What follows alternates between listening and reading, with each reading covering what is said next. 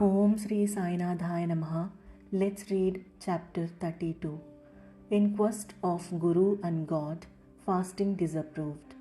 In this chapter, Hemadpant describes two things: how Baba met his Guru in the woods and through him God, and how Baba made one Mrs. Gokhale, who had made up her mind to fast for 3 days, eat Puran Poles.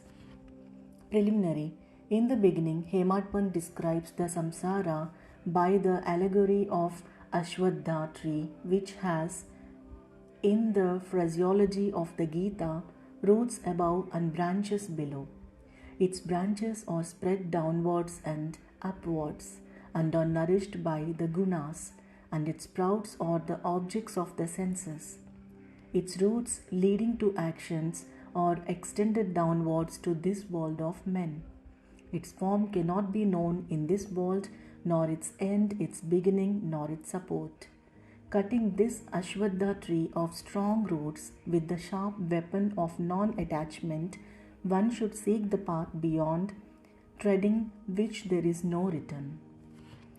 For traversing this path, the help of a good guide is absolutely necessary.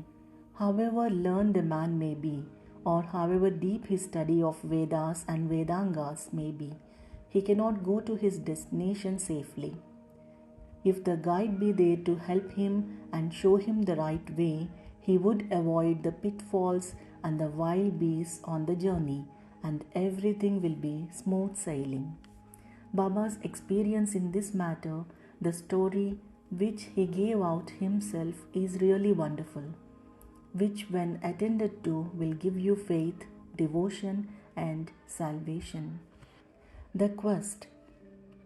Once 4 of us were studying religious scriptures and other books, and being thus enlightened, we began to discuss the nature of the Brahman. One of us said that we should raise the self by the self and not depend on others. To this, the second replied that he who controls his mind is blessed.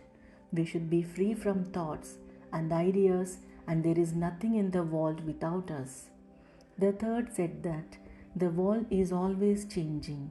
The formless is eternal, so we should discriminate between the unreal and the real.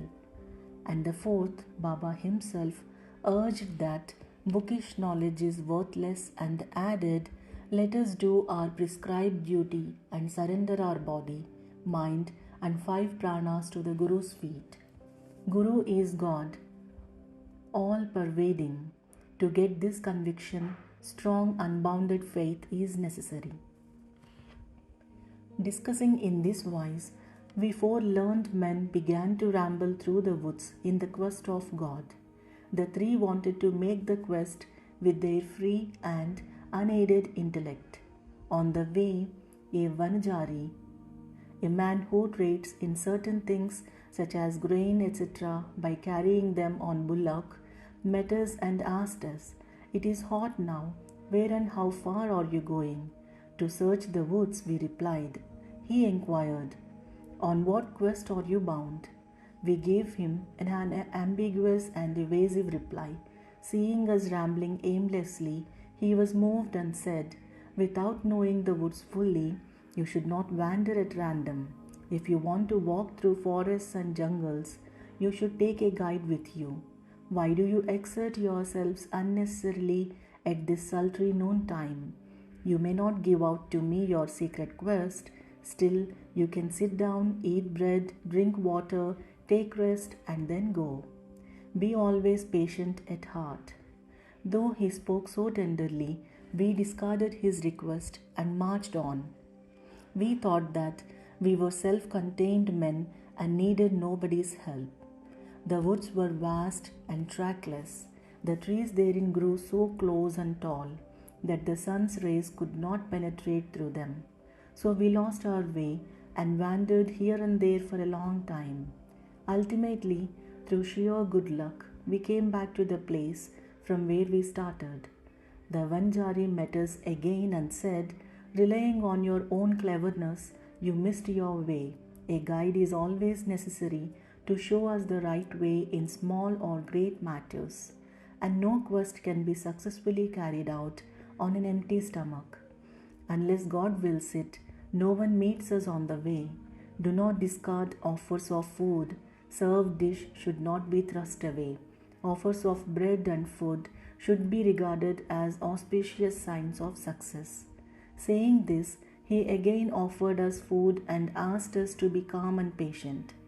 Again, we did not like this good hospitality and discarded his offer and went away. Without doing any quest and without taking any food, the three began to move out. So obstinate were they. I was hungry and thirsty, and I was moved with the Vanajari's extraordinary love. We thought ourselves very learned, but were quite strangers to pity and kindness. The Vanajari was a quite illiterate and unqualified fellow and belonged to a low caste. Still, he had love in his heart and asked us to eat the bread. In this way, he who loves others disinterestedly is really enlightened, and I thought acceptance of his hospitality was the best beginning of getting knowledge. So, very respectfully, I accepted the loaf of bread offered, ate it, and drank water. Then, too, the Guru at once came and stood before us. What was the dispute about? He asked, and I told him everything that had happened. Then he said, "Would you like to come with me? I will show you what you want. But he alone who believes in what I say will be successful." The others did not agree to what he said and left him, but I bowed to him reverently and accepted his dictum. Then he took me to a well, tied my feet with a rope, and hung me, head downwards and feet up, from a tree near the well. I was suspended there, 3 feet above the water, which I could not reach with my hands, nor which could go into my mouth. Suspending me in this manner, he went away, no one knew where. After 10 or 12 ghatkas, 4 or 5 hours, he returned and, taking me out quickly, asked me how I fared. In bliss supreme I was. How can a fool like me describe the joy I experienced? I replied. On hearing my answer, the Guru was much pleased with me, drew me near him, and stroking my body with his hand, kept me with him. He took care of me as tenderly as a mother bird does of her younger ones. He put me into his school. How beautiful it was! There I forgot my parents, all my attachment was snapped, and I was liberated easily. I thought that I should embrace his neck and remain staring at him always. If his image were not fixed in my pupils, I would like better to be blind. Such was the school. No one who entered it once could return empty-handed. My Guru became my all in all, my home and property, mother and father, everything. All my senses left their places and concentrated themselves in my eyes, and my sight was centered on him. Thus was my Guru the sole object of my meditation, and I was conscious of none else. While meditating on him, my mind and intellect were stunned, and I had thus to keep quiet and bow to him in silence. There are other schools where you see an altogether different spectacle. The disciples go there to seek knowledge and spend their money, time and labor, but ultimately they have to repent. The Guru there boasts of his secret knowledge and his straightforwardness. He makes a show of his sacredness and holiness, but he is not tender at heart. He speaks a lot and sings his own glory, but his own words do not touch the disciples' hearts, and they are not convinced.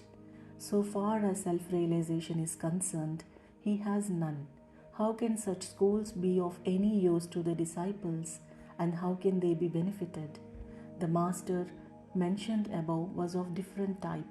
By his grace, realization flashed upon me of itself, without effort or study. I had not to seek anything, but everything became clear to me as broad daylight. The Guru alone knows how the topsy-turvy suspension with head down and feet up can give happiness.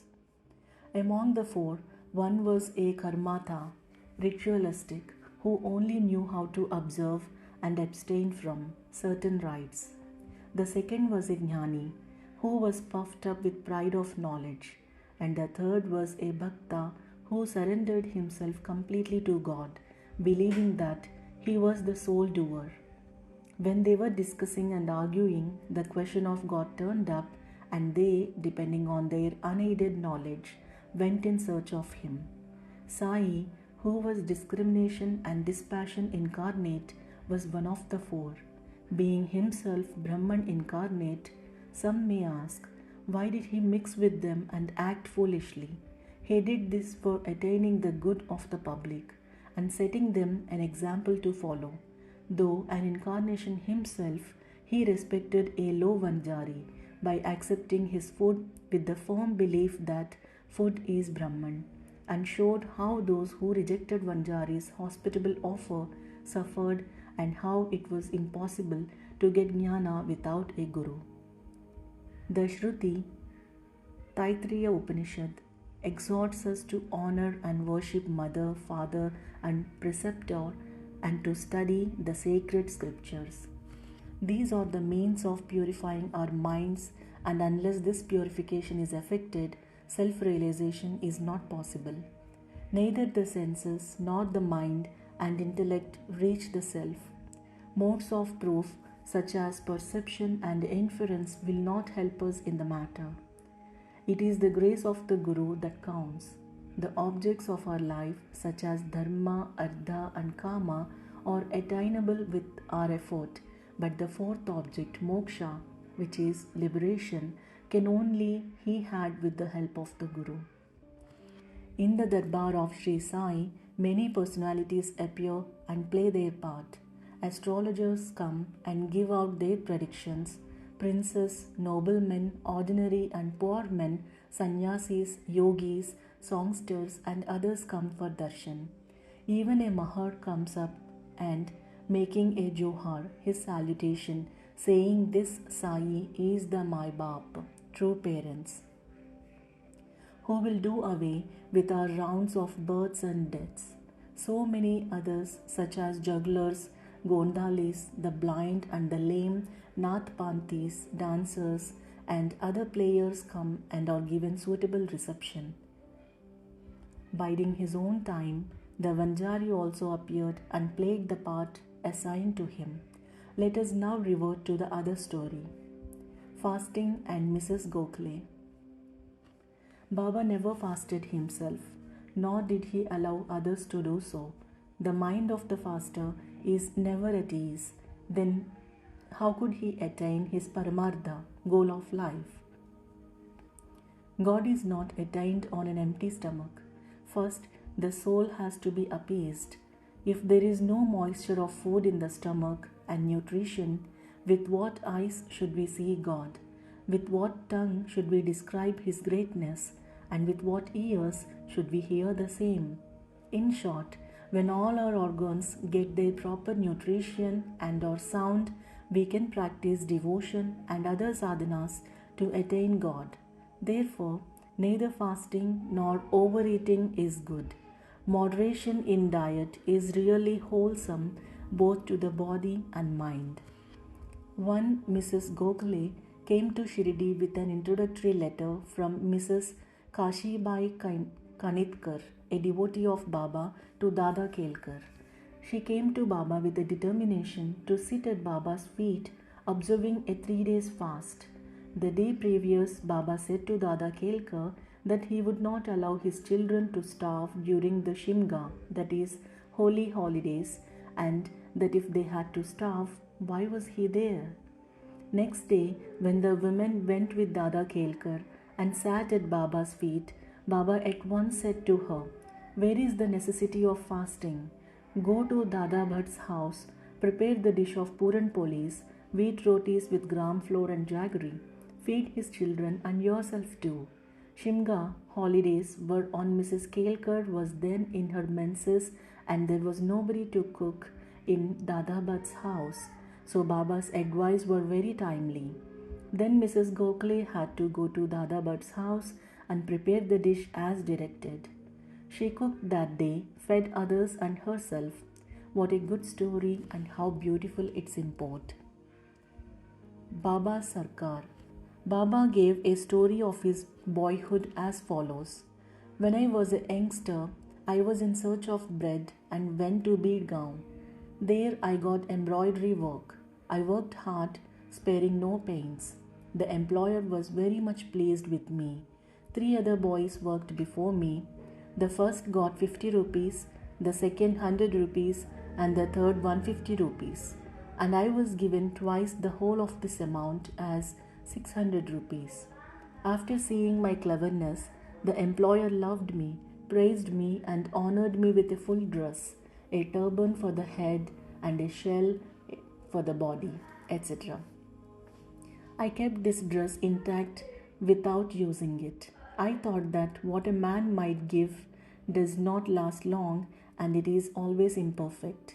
But what my Sarkar gives lasts to the end of time. No other gift from any man can be compared to his. My Sarkar, God, says, take, take, but everybody comes to me and says, give, give. Nobody attends carefully to the meaning of what I say. My Sarkar's treasury, spiritual wealth, is full. It is overflowing. I say, dig out and take away this wealth in cartloads. The blessed son of a true mother should fill himself with this wealth. The skill of my fakir, the leela of my Bhagavan, the aptitude of my Sarkar is quite unique. What about me?